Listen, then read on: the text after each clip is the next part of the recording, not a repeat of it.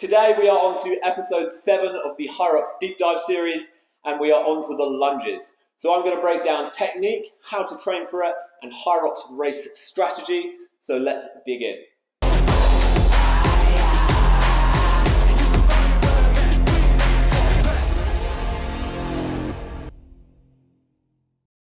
The lunges are an incredibly taxing station deep into the race, and they can really make or break the race. So let's take a look at technique. Firstly, grabbing the bag. With the bag, you've got a couple different options. You have the grips on the sides. You have the handles in the middle, which are horizontal, and you have the handles in the middle, which are vertical. I personally like the middle ones, either neutral, so here, or the supinated ones. And it kind of just keeps your elbows down, keeps everything tucked in and closer to your center of gravity. But it does mean that your elbows are fully flexed, so if you do struggle with mobility, then you can go for the wide grips. Now, as you can see, the bags themselves are pretty soft, especially the open ones, and the weights within them tend to slide around a bit. So I would recommend getting the weight that's within them up onto your shoulders, and that helps support the load. Also, it allows you to, if you need to, take one hand off and put it back on, right? Whereas if it's hanging off the edge here, not only is it all supported in the wrist, if you take one hand off, it slides. For the lunges themselves, you want to imagine a coiled spring. Each time you go down, you're loading that spring and then rebounding into the next step. So you want a slight torso twist and a slight bend forward, and that just allows you to load the hamstrings and glutes as well as the quads. So controlling that way down until the knee touches, and then reversing it by pushing back off of that back foot, and then extending the knee and the hip at the same time. A common bad movement pattern in squatting and in lunging, especially as you tire, is that leg extends before the hip extends. So you get this leg straightens out, and then you put a lot of load on the lower back to kind of get it back up, and it shifts, and you lose a lot of power by shifting back before you come up. So you want to make sure that knee extends at the same time as the hip, coiling down, driving back up. You want to make sure your hips are fully extended at the top for each rep to count, and make sure you're stable before going into the next step.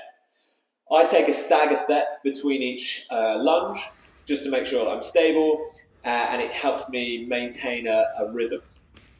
I'd advise this to anyone that's struggling with lunges. It makes them a lot more manageable. Like with other stations, eyes are important. Not down at the floor, up and straight ahead. Keep that good posture. It allows you to support the bag, take some of the load off the lower back, and it helps you breathe. 3 mistakes when it comes to the Hyrox lunges. Number 1, overstriding.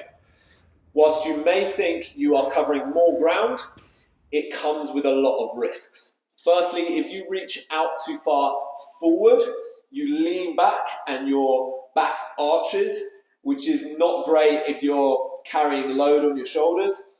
And it also puts a lot of load through the quads. So without support of the other muscle groups, if you're making impact here, it puts all of that force through the knee joint and the quads. And at this stage of the race, it's quite common that you get quad cramps. The long stride also makes it much harder to stabilize, so you end up shifting around and fighting for control before you take your next step, rather than taking just a slightly shorter step, nailing the landing, going straight into the next one. Number 2, dropping the bag. You must keep the bag on your back even when you are resting. If you drop the bag, you get a warning, and then if you continue to drop the bag, you will get, well, you used to get disqualified. I think it's just a time penalty now, but either way, don't put the bag down. And number 3 is stepping too narrow. This throws your balance off. You will be most stable with your feet stepping in line with your hips or slightly wider. So think of it like stepping along a train track not stepping along a tightrope. Okay, so that's technique. Now, how do we train for it? There are a ton of different lunge variations you can do, which I would definitely encourage. It helps to familiarize yourself with the lunge movements and improves your balance and stability of all of those little stabilizer muscles that we need.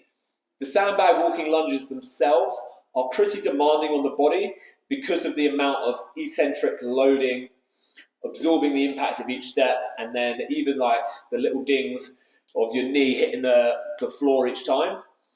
It all adds up and it's all attacks on the body, so build your volume carefully. Nothing makes me more sore than high volume lunges, so be mindful of what you've got planned the following days. And then step back lunges work well at building your strength with a lot less impact. Single leg RDLs, hip cars and hip aeroplanes, they are really good at building your stability and working around your glutes and hips. Split squats, single leg presses, also great, strengthening and mobilizing in that same lunge archetype. The lunges really do affect your following runs, so it's a good idea to incorporate them into compromised running sessions. If you're out on a run and you don't have a weight, jump lunges, pump the legs up really quick and create a similar feeling. So as you get closer to racing, throw a few of those in there. Okay, so that's technique and how to train for it. Now let's talk race strategy. The penultimate station, at this point of the race, everyone should be feeling a decent amount of fatigue, and it's all about holding on and getting to the end. It's very easy to overdo the lunges. Tired legs are shaky and unstable, and as I said, a lot of people suffer from cramps at this station. So start slow, find a rhythm, and build your speed up as you go if you're feeling good. I start off by taking that stutter step between each stride. If that feels okay, I progress to a faster rhythm, just tapping down my foot down briefly, going into the next one.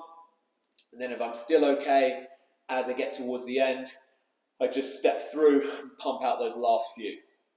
So play it safe here because you've already done a huge amount of work and you don't want the lunges to take you out of action. Remember, you've still got the last run and the wall balls to go full send.